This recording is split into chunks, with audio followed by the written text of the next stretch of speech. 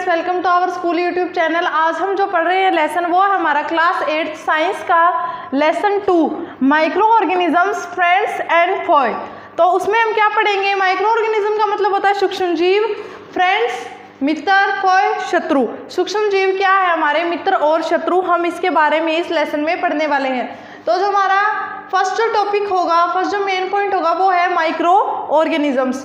तो micro organisms क्या होते हैं? There are other living organisms which can not see normally but can see with the help of microscopes, these are called microbes.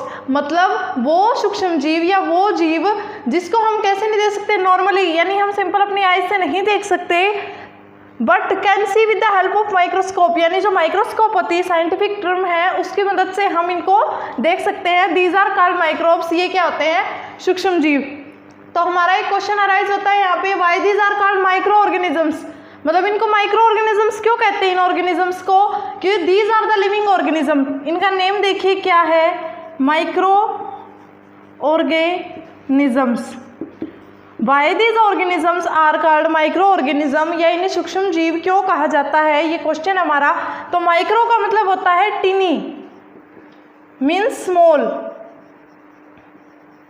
Small size में। ये हो गए हमारे लिविंग जो भी इंसेक्ट्स वगैरह है, जो भी माइक्रो ऑर्गेनिजम्स में होते हैं, तो ये इतने स्मॉल होते हैं, they can not see normally but can see with the help of microscope, so these are called the micro organisms, these are called micro organisms. और ये जो टर्म माइक्रो ऑर्गेनिजम्स है, this is perfect for this. तो micro organism जो classification होता है, इनका वर्गीकरण होता है 4 टाइप्स में होता है। फर्स्ट इज बैक्टीरिया, बैक्टीरिया में, second fungi, third protozoa and last algae. तो इसका क्लासिफिकेशन कितने टाइप्स में हुआ? 4 टाइप्स में। तो नेक्स्ट हम पढ़ने जा रहे हैं एक और टर्म है वायरस। जैसे कि हमने क्लासिफिकेशन था जो माइक्रो ऑर्गेनिज्म का जो वर्गीकरण किया था वो 4 टाइप्स में किया था, बट जो वायरस होता है उसको भी हम माइक्रो ऑर्गेनिज्म की टर्म में ले सकते हैं, because virus are also microscopic. क्या होते हैं? वो भी थोड़े सूक्ष्मदर्शी होते हैं, मतलब वो भी बहुत छोटे होते हैं, उनको हम माइक्रोस्कोप की मदद से ही देखते हैं। They reproduce in the shell of host organisms. वो किसके अंदर रिप्रोड्यूस होते हैं? वो ज़्यादातर रिप्रोड्यूस होते हैं ऑर्गेनिजम्स। ऑर्गेनिजम्स एग्जाम्पल ले लेते हैं, प्लांट्स, एनिमल, यानी कोई भी पेड़ पौधे हो गए या एनिमल्स जानवर हो गए, उनकी टर्म में। होस्ट का मतलब क्या होता है? जिसके ऊपर वो माइक्रो ऑर्गेनिज्म यानी जो वायरस है वो रिप्रोड्यूस हुआ है, यानी अगर प्लांट के ऊपर रिप्रोड्यूस हुआ तो प्लांट्स आर द होस्ट। तो नेक्स्ट, इसके द्वारा कई सीरियस डिसीज भी हो सकती है, गंभीर बीमारियां, डेटार, पोलियो एंड चिकन पॉक्स। ये हमारी वायरस की टर्म थी। नेक्स्ट जो हमारा क्वेश्चन है, where do micro organisms live. जो हम टॉपिक पढ़ रहे हैं मेनली माइक्रो ऑर्गेनिजम्स, वो कहाँ कहाँ रहते हैं वो हमें बताना है। Micro organism can survive in any temperature ranging from hot, cold, humidity. मतलब जो माइक्रो ऑर्गेनिज्म है, सूक्ष्म जीव है, वो किसी भी टेम्परेचर पर, कोई भी तापमान हो, या वो गर्म हो, ठंडा हो, नमी वाला हो, यानी ह्यूमस ज़्यादा हो, आर्द्रता ज़्यादा हो, वो कहीं पर भी क्या कर सकते हैं? सर्वाइव कर सकते हैं, जिंदा रह सकते हैं। एंड कैन आल्सो फाउंड, और कहाँ मिलते हैं? In the bodies of animals and humans, क्योंकि वे बॉडीज एनिमल्स की और ह्यूमन्स वाली बॉडी पे अटैक करते हैं, तो वे वहाँ भी मिल सकते हैं। नेक्स्ट जो हमारा टॉपिक है वो फ्रेंडली माइक्रो ऑर्गेनिज्म। मतलब कुछ माइक्रो ऑर्गेनिज्म ऐसे भी होते हैं जो फ्रेंडली होते हैं, जो हमारे क्या होते हैं? मित्र होते हैं। तो माइक्रो ऑर्गेनिज्म का फर्स्ट जो पॉइंट है वो फ्रेंडली कैसे, ये बताने के लिए क्लीन अप द इन्वायरमेंट। वो किस में हेल्प करते हैं? इन्वायरमेंट को क्लीन करने में। और वो कैसे हेल्प करते हैं? Because they broke organic substance, क्योंकि वो क्या करते हैं? जितने भी कार्बनिक जो वेस्ट होते हैं उनको क्या कर देते हैं? वेजिटेबल पील्स हो गए, कार्बनिक वेस्ट के अंदर हम कौन कौन सी सब्जियों और फ्रूट्स के, जो फलों के छिलके या remains of the dead animals, means to say जो एनिमल्स मरे हुए हैं, मृत जानवर, into harmless and usable substance by the bacteria. मतलब बैक्टीरिया क्या करता है? जितने भी कार्बनिक वेस्ट होते हैं, सब्जियों के छिलके वगैरह, उनको किसमें? हार्मलेस, यानी कोई नुकसान नहीं पहुंचाते, एंड यूजेबल, यानी हमारे काम के लिए जो काम आए उपयोगी चीज़ बनाते हैं, बैक्टीरिया के द्वारा इसका यूज होता है। इंक्रीज सोइल फर्टिलिटी, और क्या करते हैं? सोइल की जो फर्टिलिटी यानी जो उर्वरक क्षमता है, जिससे क्रॉप प्रोडक्शन अच्छा हो, उसको ज़्यादा क्या कर देते हैं? बढ़ा देते हैं। That's why micro organism help in the cleaning the environment. Second जो हमारा पॉइंट है वो क्या है? Information of curd. जो माइक्रो ऑर्गेनिजम्स होते हैं या बैक्टीरिया जो हमारा, वो कर्ड की फॉर्मेशन में कैसे मदद करता है वो हमें बताना है। तो लैक्टोबैसिलस जो बैक्टीरिया है, मतलब एक बैक्टीरिया का जो हमारा मेन टर्म है, नाम है Lactobacillus. Bacteria promote the formation of curd, वो क्या करता है, कर्ड दही बनाने में मदद करता है। इट मल्टीप्लाइज मिल्क, वो क्या करता है, दूध के अंदर मिक्स होकर एंड रिएक्ट्स, उसके साथ पूरी रात रिएक्शन करता है एंड कन्वर्ट इनटू कर्ड, और किस में चेंज कर देता है, उसको दही में चेंज कर देता है। इस प्रकार जो माइक्रो ऑर्गेनिजम्स है वो फ्रेंडली भी हैं।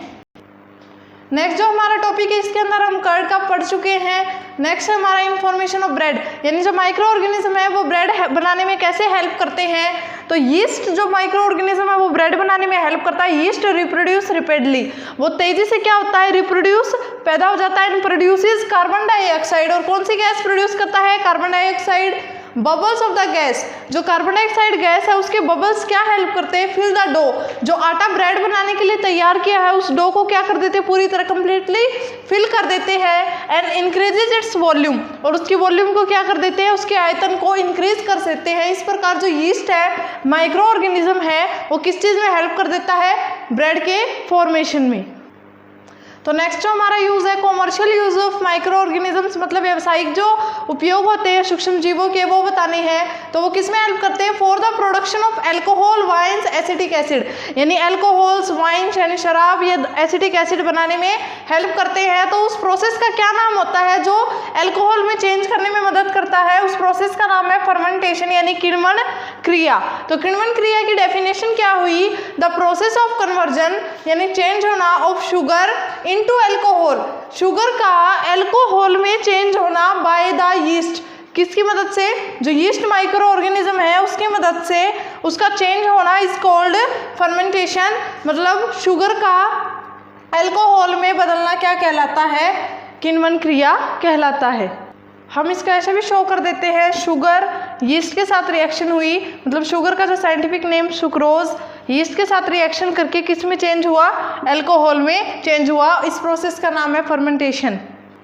नेक्स्ट जो हमारा यूज़ है वो है माइक्रो ऑर्गेनिज्म का मेडिसिनल यूज़ कैसे करते हैं, मतलब इसका डॉक्टरी लाइन में कैसे यूज़ किया जाता है वो बताना है हमें।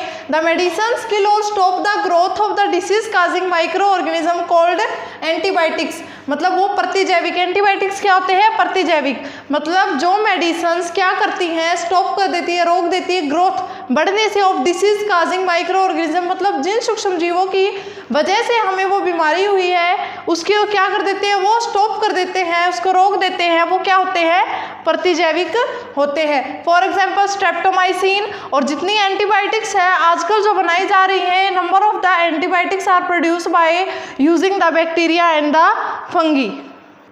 जो माइक्रो ऑर्गेनिज्म होते हैं वो एनिमल्स में जो इन्फेक्शन होता है उसको चेक करने के लिए भी यूज होते हैं। They are use to stop the many of the plant diseases.